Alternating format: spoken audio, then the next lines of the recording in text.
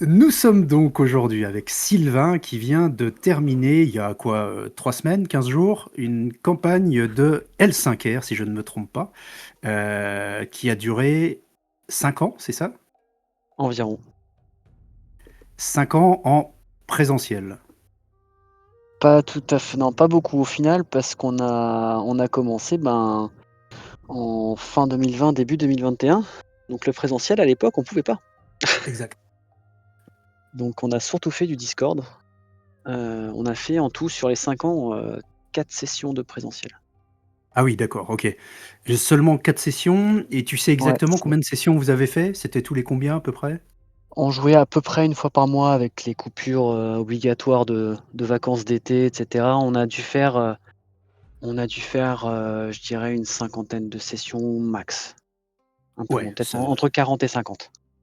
ça fait déjà quand même de la bonne campagne, il y a de quoi, faire progresser, à la fois la trajectoire des personnages et puis, du monde aussi peut-être?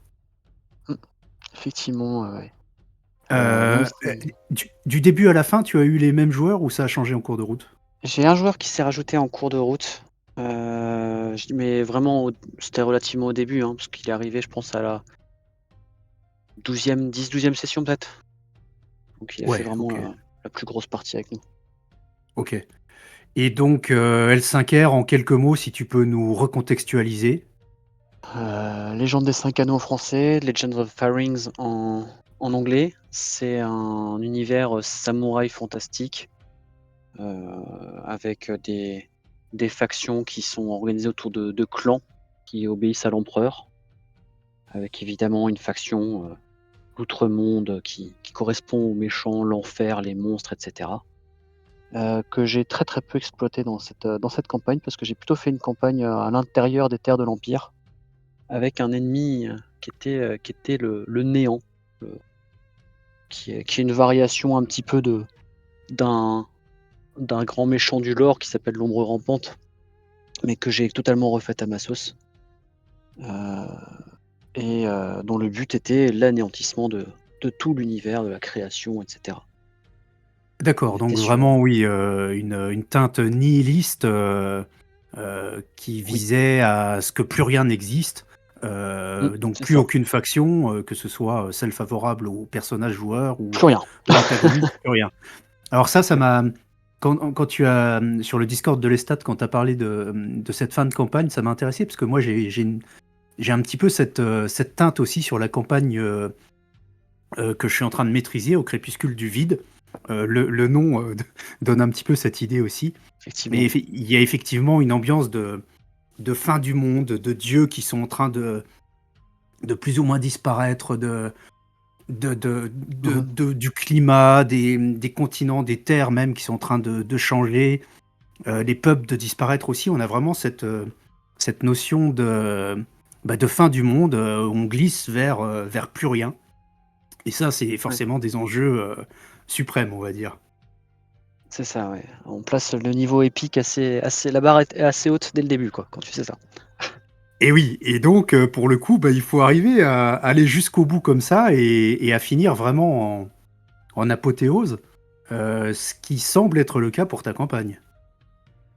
Oui, oui, oui, on a fini, avec une bataille épique, sur plusieurs plans, contre le néant et ses sbires, et heu c'était vraiment, vraiment sympa comme rendu, heu, Heu parce que vous avez fait donc une cinquantaine de sessions. À quel moment, tu as su ou tu t'es dit: «Voilà, celle-ci, ça va être la dernière»? Est-ce que c'est très longtemps avant? Est-ce que c'est vraiment dans les derniers moments où tu t'es dit: «C'est le bon moment»?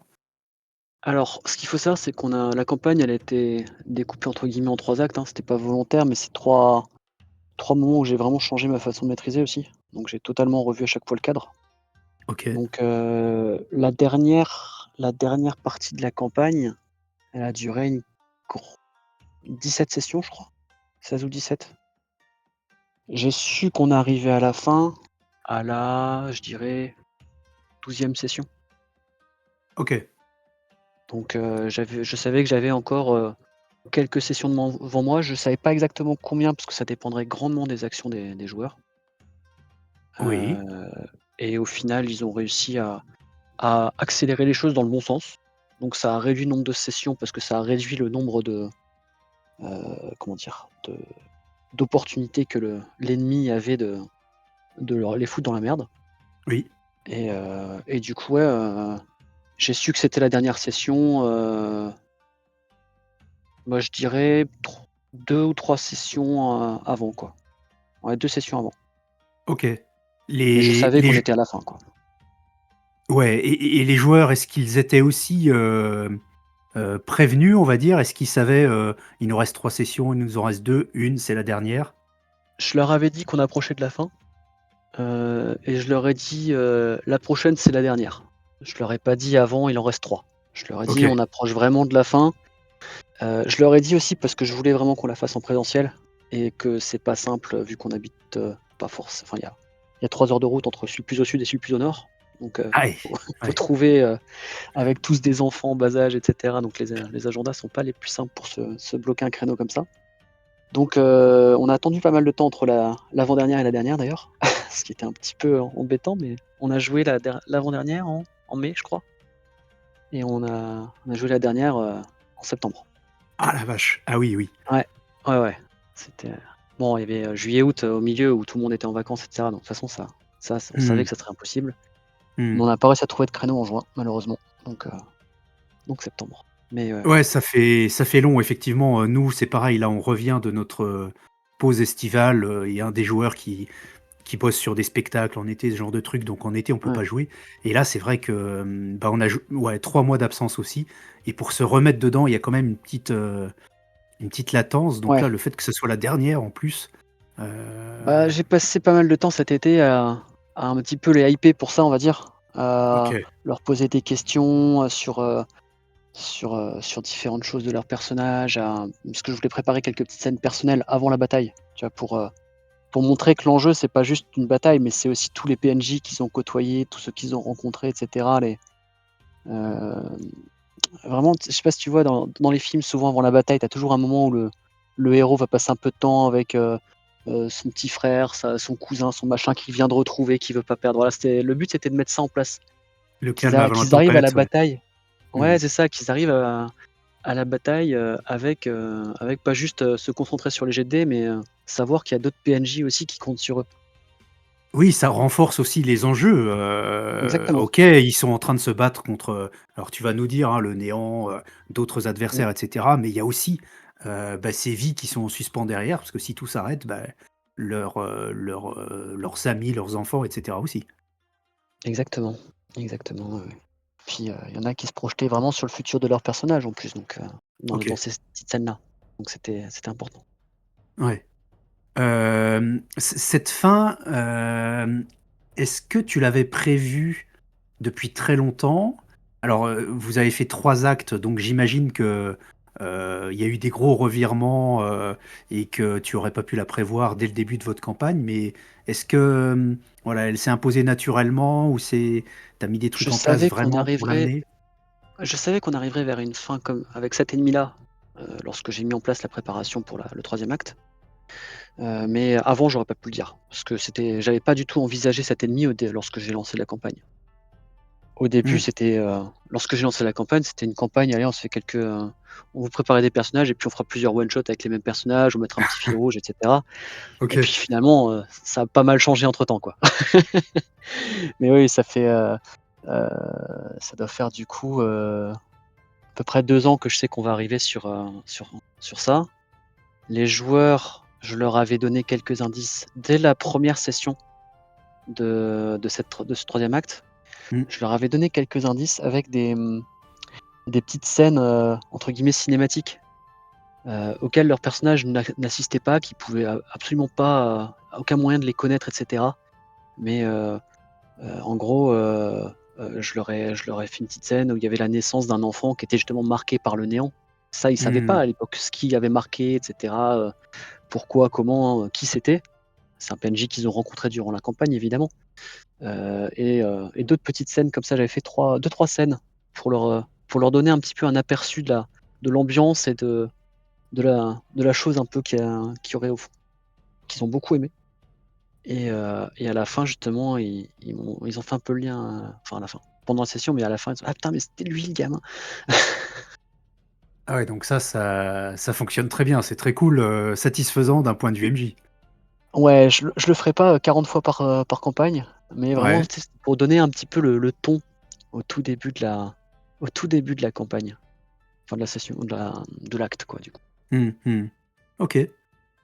Et donc pour cette, ultime session, elle a duré combien de temps? On a joué entre 2 heures et demie et 3 heures, je crois. 2 heures, plus Ah proche ouais, des 2 heures et demie. ouais, c'est pas tant que ça, OK, c'est assez ouais, en présentiel, ça va un peu plus vite en plus. OK. Est-ce que tu avais une structure très précise, des scènes, des révélations, un Ouais, climax, ouais, c'est pas j'avais venu là ouais. j'avais très, enfin, j'avais bien préparé ma session, je savais exactement ce que je voulais faire, dans quel ordre. Heu, les joueurs avaient évidemment, de la latitude dans les scènes, tu vois? Mais je savais que j'allais commencer du coup par ces petites scènes, de vie, et je leur avais Ouais. tout de suite dit, j'ai fait du hors RP à 2 fois enfin 2 fois dans le dans la session, pour leur dire d'abord: «Bon, ça c'est des petites scènes de vie, le but c'est pas de faire, c'est de faire 2-3 minutes avec, Mmh. dans chaque scène, pour vraiment juste faire un bref instant, mais pas que ça bouffe 2 heures sur, Mmh. parce que sinon si tu donnes pas de cadre, ils vont parler, ils vont faire plein de trucs avec les PNJ et cetera, et voilà, ça va être long. J'avais prévu, 2 scènes par joueur et j'avais 5 joueurs.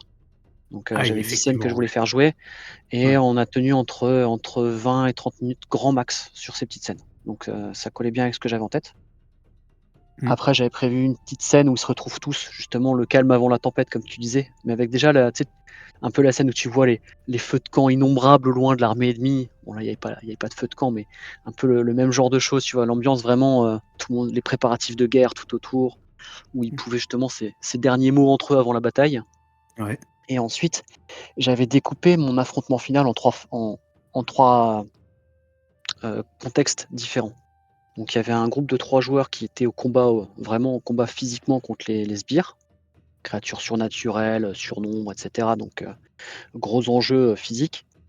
Il y avait un joueur qui est un magicien qui effectuait un rituel avec d'autres PNJ.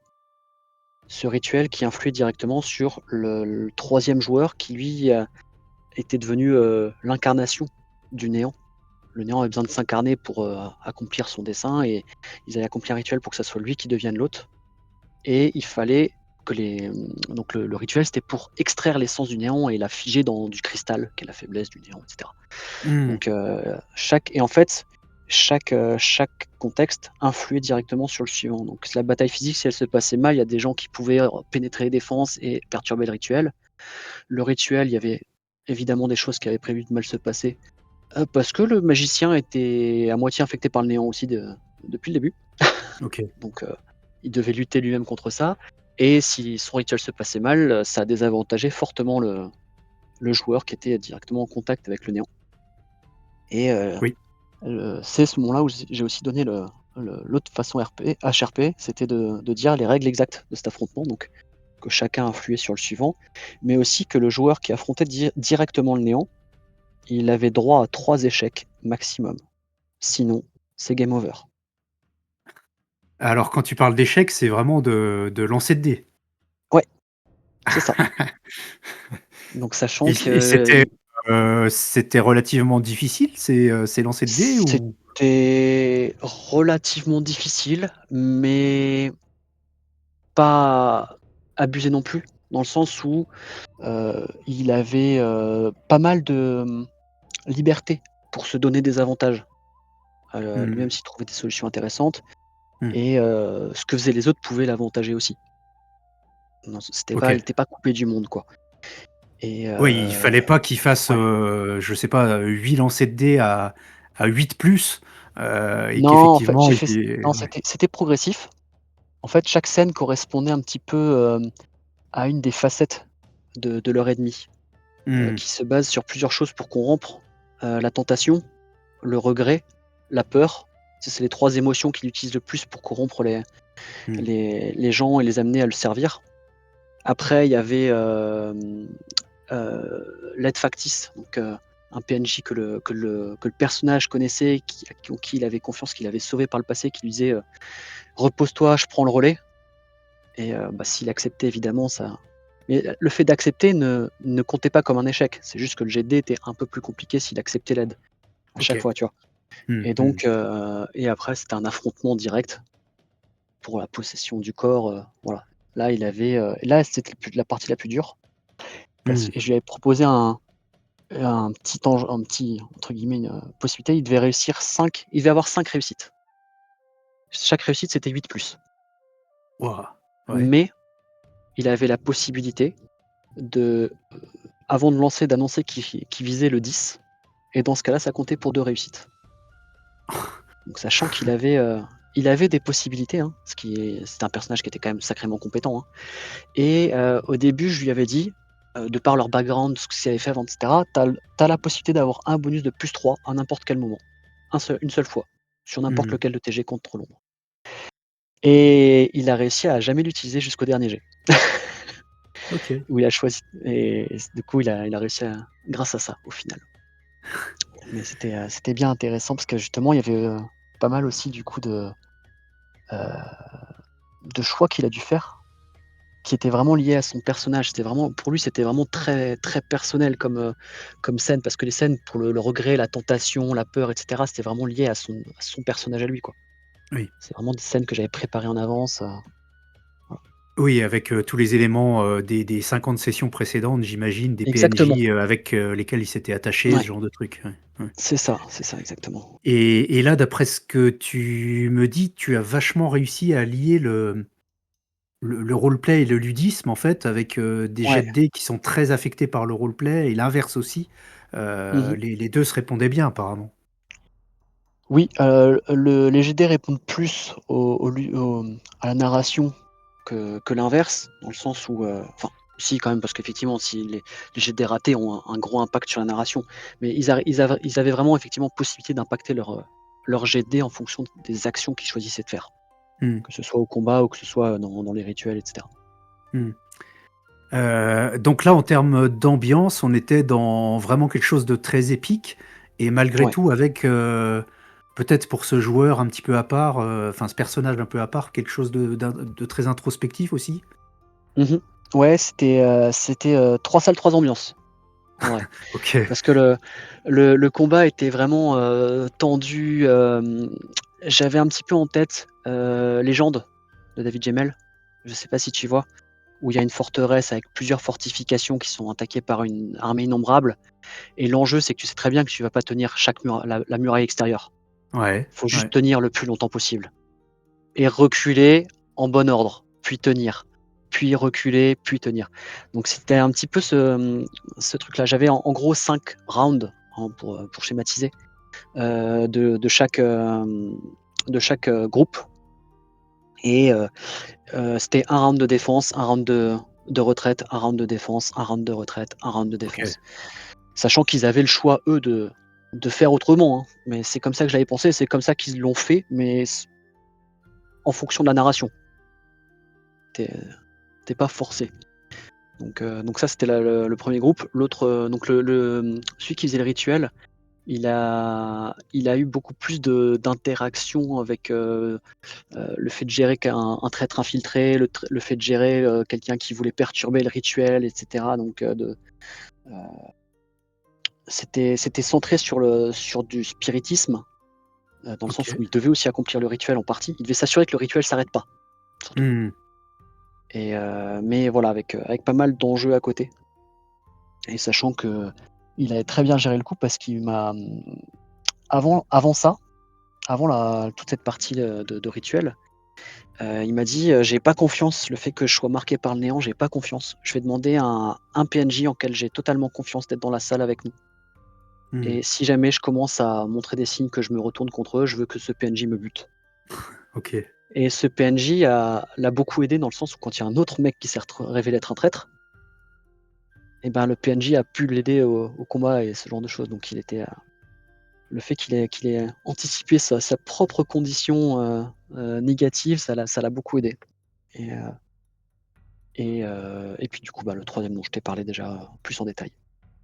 OK, et ça s'est bien équilibré, dans les notamment les différences de temporalité entre ces 3 niveaux? Parce que j'imagine que, voilà, les 3 au combat à l'extérieur, le magicien avec ses rituels et puis le spiritisme et l'autre qui résiste, au néant, en termes de temps de jeu et puis de temporalité surtout, ça vous avez réussi à bien manier tout ça, à bien allier tout ça?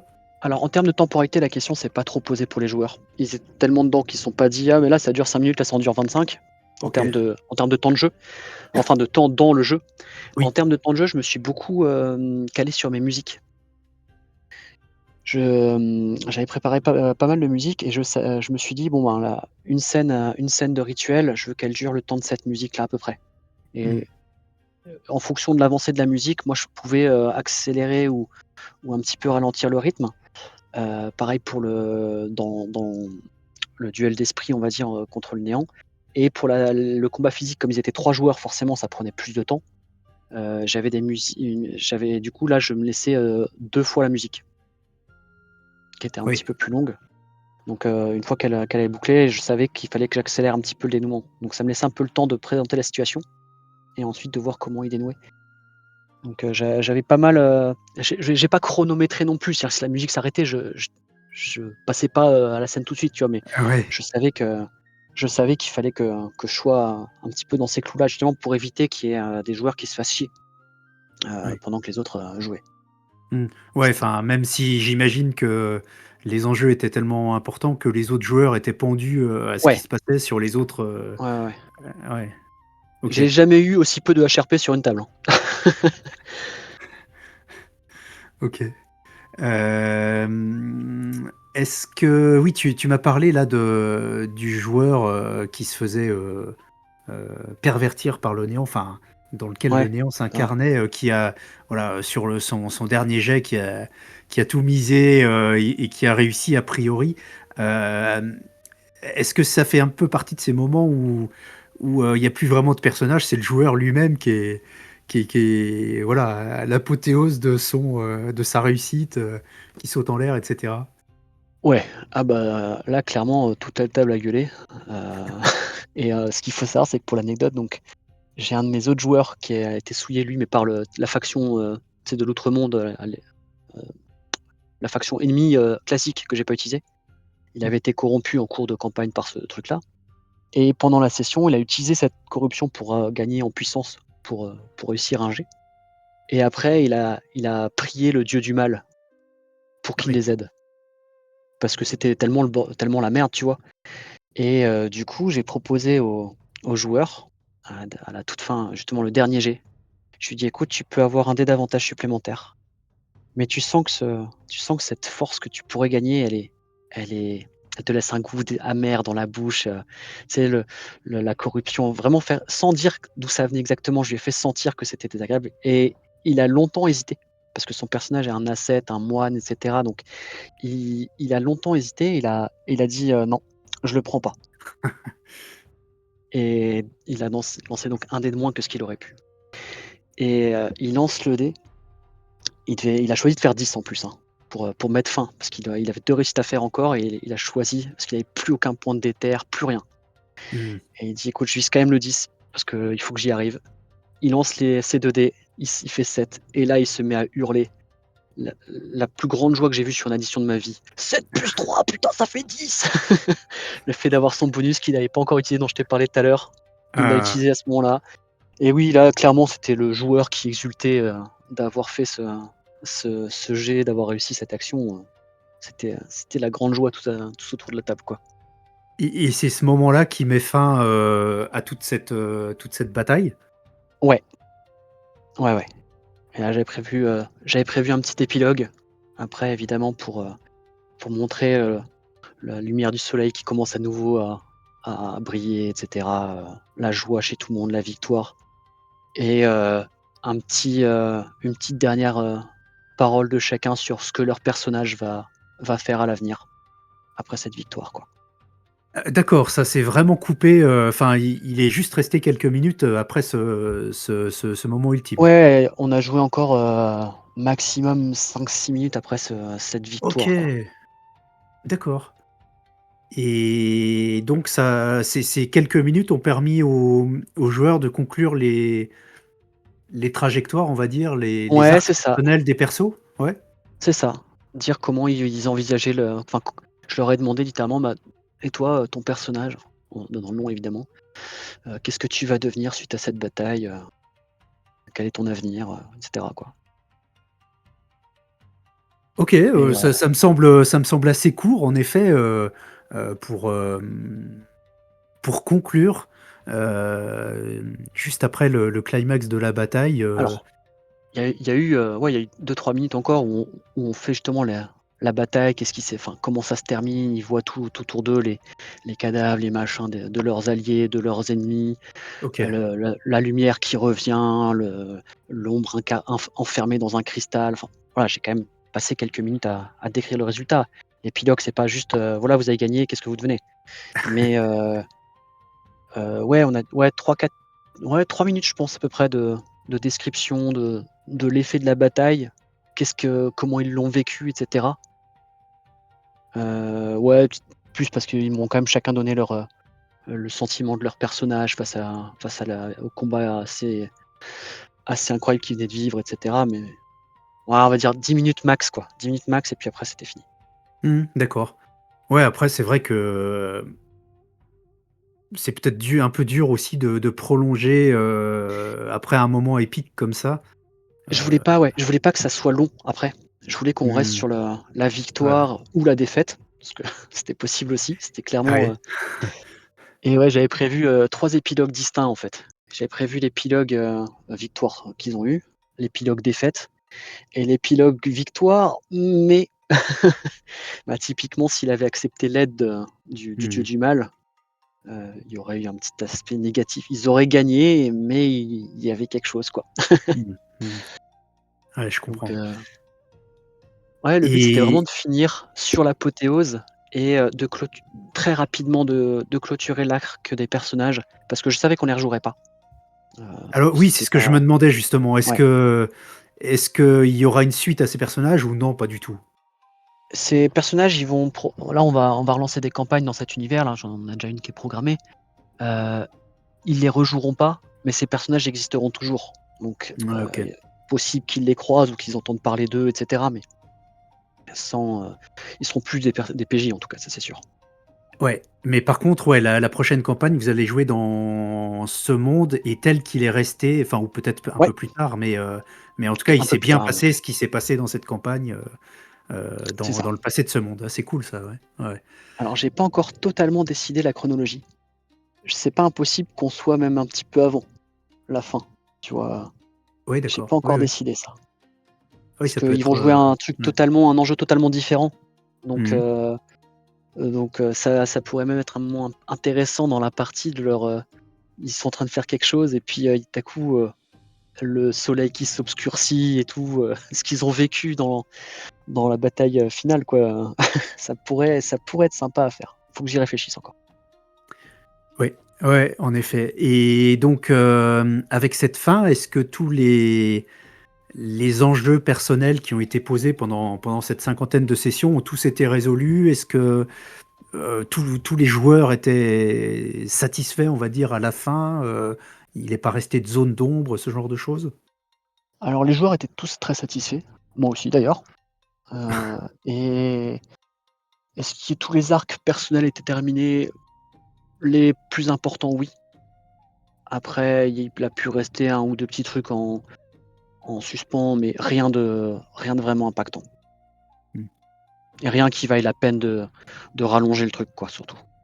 Mmh. Ouais, OK. OK, et donc, oui, vous avez fait un petit débrief après, pour, bah, voilà, le ressenti de cet épisode ultime, mais peut-être Mmh. aussi, un petit peu de toute cette campagne parce que c'est assez rigolo, enfin rigolo. À la base, c'était plutôt pour jouer comme ça sans vraiment d'enjeu, Ouais. d'objectif et puis finalement, c'est un groupe qui se retrouve 5 ans, ensemble, c'est assez impressionnant.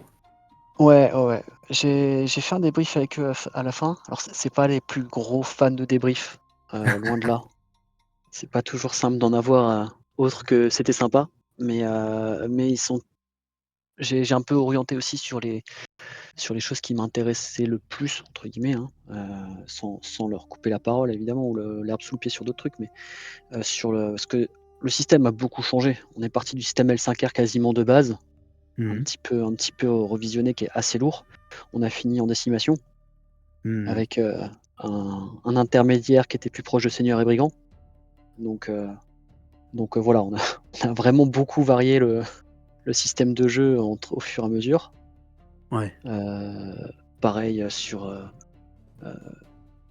bah, comme dit, la préparation aussi, la façon de maîtriser, j'ai beaucoup changé, au fur et à mesure des choses que je voyais qui m'intéressaient, que je voulais faire autrement, qui me plaisaient plus, qui me plaisaient moins. Heu, Rien que les musiques aussi que j'utilisais pas du tout au début. Mmh. Et d'ailleurs enfin, j'en suis convaincu aussi, mais l'impact du système sur la manière de jouer, cette dernière session là, j'imagine qu'avec, le système d'origine de L5R, soit ça aurait été impossible, soit ça aurait duré 8 heures. Alors, je vais te dire, j'aurais même pas envisagé de faire ça sous ce système-là. OK, OK, d'accord. En fait, je déteste, à la base, je déteste les scènes d'action parce que c'est trop long justement. Dans les systèmes, Ouais. que j'avais, je détestais faire des scènes d'action. C'était insupportable, enfin, donc j'aurais jamais, jamais fait une session comme ça qui était quasiment 2 heures de bataille quoi, Mmh. dans un système lourd, j'aurais pas pu. Mmh. Je me serais pas du tout lancé dedans et je pense que c'est aussi pour ça que j'avais jamais, voulu faire des campagnes comme ça jusqu'à présent, tu vois? Oui, puisque ce sont, on va pas dire des moments obligés à un moment ou à un autre, mais forcément qu'il va y avoir, Ouais. une bataille d'envergure, on a envie de faire vivre ça, oui. Ah clairement, bah oui, oui, c'est à moins que ça soit une campagne, vraiment extrêmement politique, mais enfin, c'est quand même assez rare, quoi. Mmh. Ouais. Et en tout cas, tes joueurs ont, accepté, oui, mais, sont partisans, dorénavant de ce type de système de jeu beaucoup plus léger Ouais, et ouais. Ils ont tous ça. dit à la fin que le système leur avait clairement, rendu l'expérience, super, quoi. Mmh. Le fait de OK. que les GD ça aille vite, qu'ils aient pas besoin de chercher tel truc sur leur fiche perso, machin et encore parce que je leur avais fait une fiche, perso, sur Excel automatisée avec des macros et tout Ah pour que ça aille oui. super vite, tu vois? Ils avaient juste à copier-coller un truc dans Roll20, mais c'était quand même, tu ouais, toujours cette dissociation entre le personnage et le joueur quand tu dois aller chercher sur ta fiche, faire le copier-coller, machin. Eh beh, oui. Mmh. Là, c'est beaucoup plus instinctif. Bah, tu utilises ce système plus ou moins toi aussi, hein, c'est pas du Mmh D10, mh. c'est du 2D6, mais c'est un peu Ouais, la même c'est chose. très proche et en effet, ça moi, je trouve en tout cas que ça évite de briser l'immersion. On passe très peu de temps sur la technique et c'est du bonus dans la narration et l'interprétation du personnage. Est-ce que cette, fin, telle que tu l'as menée, elle t'a appris quelque chose sur, ta manière de maîtriser, de raconter, voilà, d'organiser des scènes comme ça? Bah, déjà, j'étais capable de faire une bataille comme ça parce que j'avais le trac, hein. Honnêtement, je Ah pense ouais. que j'ai jamais eu autant le trac avant une session que celle-là parce que je voulais vraiment finir les choses bien, quoi et j'étais pas du tout sûr d'y arriver comme je l'avais en tête et au final si, donc ça, c'était un bon enseignement et l'autre enseignement, ouais, c'est que, heu, bah, c'est pas simple de bien gérer justement ce temps de jeu de chaque joueur, mais qu'avec, en préparant la chose en amont, ça c'est faisable, quoi. Faut bien mais il faut pas y aller au hasard, Mmh. à moins d'avoir vraiment, des des une gestion du temps dans sa tête parfaite, mais voilà, vaut mieux, préparer les choses, pour qu'après ça soit plus fluide en jeu, quoi. Parce que c'est Ouais. clair que sinon, Ouais, quitte à ce qu'il y ait plusieurs embranchements et tout, mais avoir un minutage, mmh, un scriptage, d'un certain côté des différentes actions possibles et en effet «dérouler» entre guillemets ton script, en fonction de ce que les joueurs décident de faire à leur perso. ouais, effectivement, c'est ça. OK. Et ouais, ce que j'avais fait pour ça justement, dans la préparation, c'est que pour chacun des groupes, j'avais prévu, plus que des scènes, j'avais prévu des perturbations, tu vois? Je savais pour tel groupe, j'avais une quinzaine, une vingtaine d'événements perturbateurs possibles, que ce soit un allié qui se fasse prendre à partie, un problème pendant la retraite, un monstre qui arrive et qui commence à tout défoncer, qu'est-ce que vous faites? J'avais prévu à chaque fois des choses comme ça pour piocher en fonction de la situation, en fonction du joueur à qui je m'adressais, piocher ce qui était le plus adéquat et Mmh. sans risquer de contredire quelque chose qui avait été fait précédemment quoi, justement. Oui. Oui, oui, d'accord. Une espèce de table d'événements aléatoires, mais pas aléatoires C'est ça. et prédéfinie, en fonction de ce Ouais, qui c'est aurait pu ça. arriver précédemment, ouais. OK. Ah ouais, bah, oui, c'est une bonne manière en effet d'ajouter des éléments, du piquant, tout en étant, en respectant tout ce qui a été posé auparavant, ouais, c'est bien, ouais. OK. Et alors maintenant que, voilà, tu as connu cette, fin épique, parfaite ou peu s'en faut, comment t'imagines une prochaine fin de campagne?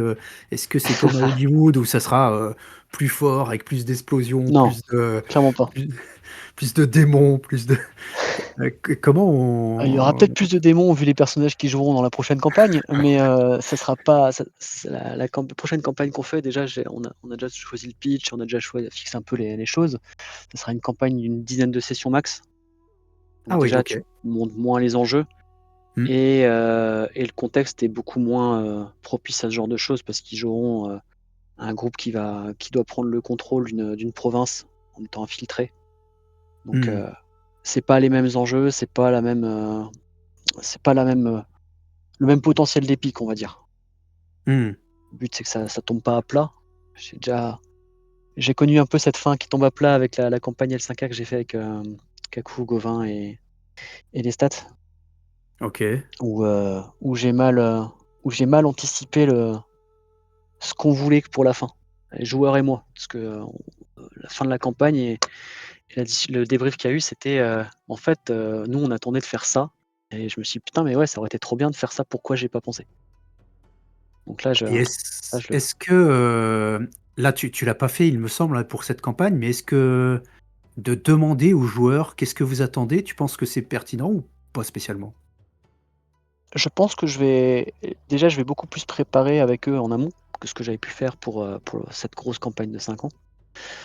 Déjà, on va essayer de préparer aussi les personnages un peu en amont pour avoir un groupe cohérent, parce que là, il y a pas le choix, hein. C'est faut que le groupe soit cohérent, ils ont une mission commune et cetera, ils se connaissent depuis longtemps Mmh. et oui, je vais beaucoup plus aborder s'il y a des thèmes qu'ils veulent voir. Alors je pourrais pas forcément tout traiter, hein, mais au moins avoir une idée de ce qu'ils veulent traiter. Moi, j'ai déjà une petite idée aussi des choses que je veux amener.